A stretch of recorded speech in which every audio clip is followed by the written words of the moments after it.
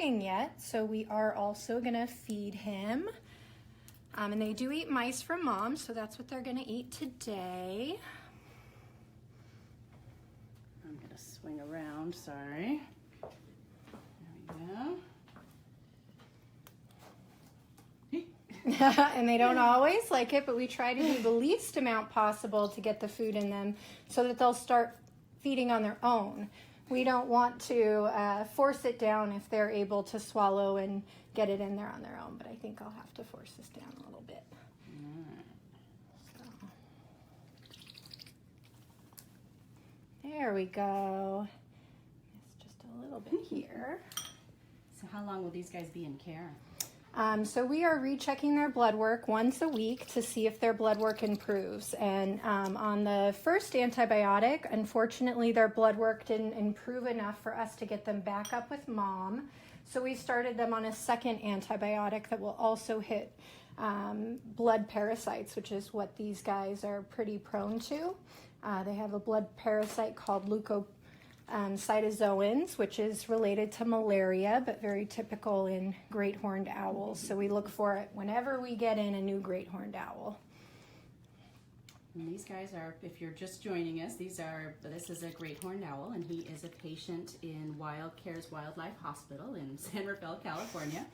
And this owl and his sibling, we actually don't know the sex yet, but this owl and his sibling came in when they fell from their nests, and as Brittany said when she first got started, they came in and had an elevated white blood cell count. So they were very much in need of medical care and treatment. So they're on antibiotics in the Wildlife Hospital at WildCare. So we are weighing our other owlet here, and then our lovely Assistant Director of Medical Care is going to pull the other owl out. There he is. We do have to be careful because even though they're babies, they have very sharp talons, and they're willing to use them. Yep. So that's why I'm wearing gloves, and when Brittany's feeding, I'm making sure to control his legs for her. And owls are also really have a strong nip, so that's the other thing we're really cautious of. They can turn their head all the way around and give you a pretty solid little nibble if you're not careful. So we're always cautious about medding them and feeding them and making sure we have a good hold so nobody gets hurt, including the owl. And of course, we want to also make sure that they stay wild, because these birds will both be going back to the wild as soon as they have recovered from the infections that they have.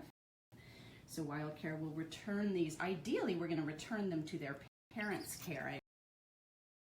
We all Correct. grew up hearing that it wasn't possible to put a baby bird back in the nest after humans had touched it. That's completely untrue.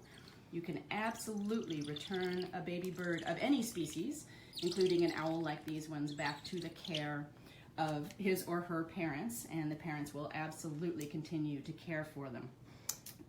And we are very closely monitoring the nest because we want the other sibling to stay there. And that's how we'll know that mom will continue to care for these two when we put them back.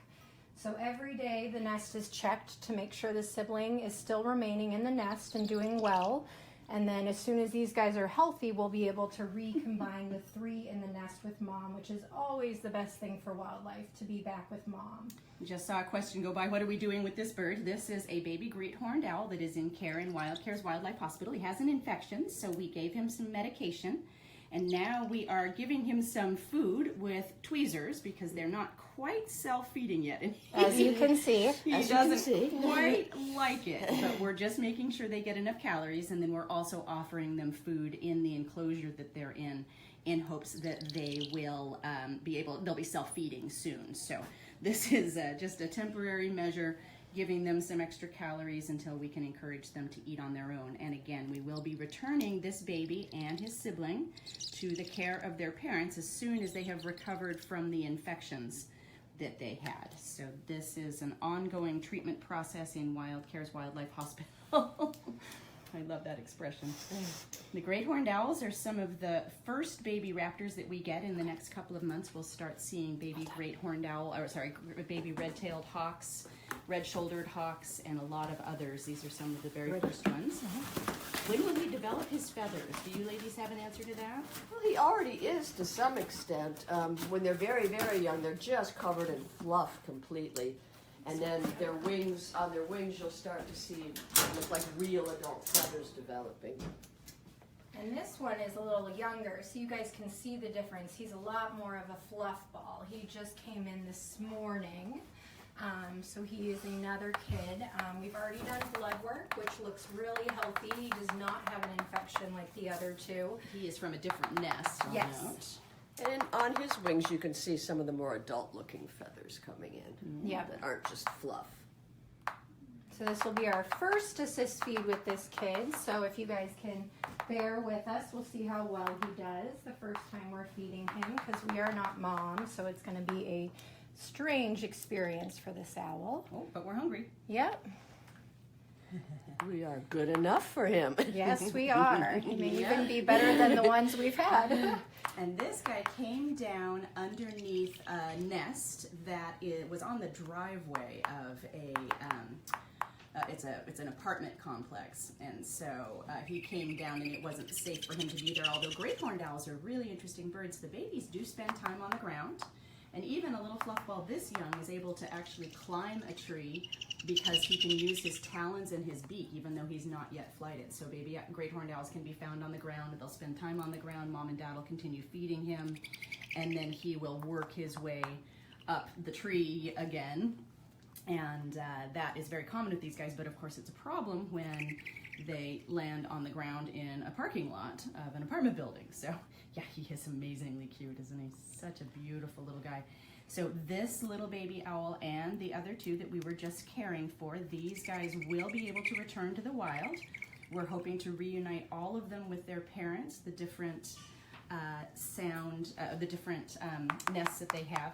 And I just saw a question go by, the clacking, the tapping sound is their beak clacking. That is a very, that's how they show their aggression. Yep, that's A them. defense mechanism. Exactly. He's saying, I will bite you. Yep. I will telling you. Exactly. All right, everyone, we're going to leave these guys in peace. Thank you so much for joining us. WildCare is at discoverwildcare.org. We're a wildlife hospital and nature education center located in San Rafael, California, and we're so happy to have you with us. And we're going to close